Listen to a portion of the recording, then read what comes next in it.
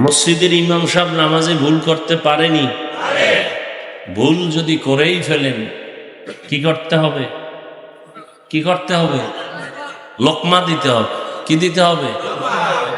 ইমাম সাহেব যদি নামাজে ভুল করে, কথার কথা এমনও হতে পারে আলহামদু সূরার মধ্যেই ভুল হয়ে গেছে, হতে পারে না?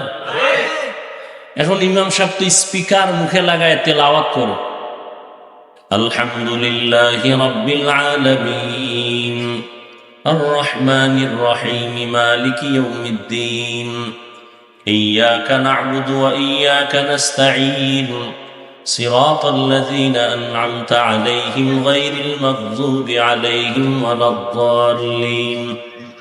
সাউন্ডটা বাইরে গেছে না? চায়ের দোকানে আছে না কিছু বেনামাজি বয়ে বয়ে বিড়ি টানে আর চা টানে। ইমাম সাহেব যে আলহামদুর মধ্যে ভুল করে ফেলাইছে, এটা চায়ের দোকানের বেনামাজিরাও শুনছে, শুনে নাই?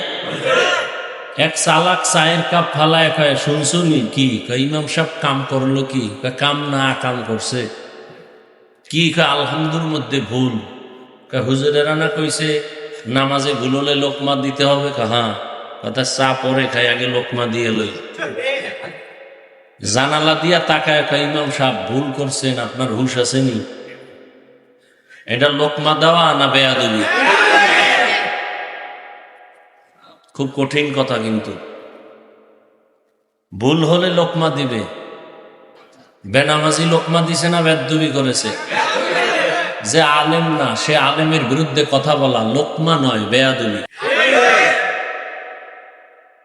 কথা বুঝেন? যে আলেম না সে আলেমের বিরুদ্ধে কথা বলা লোকমা না বেয়াদবি?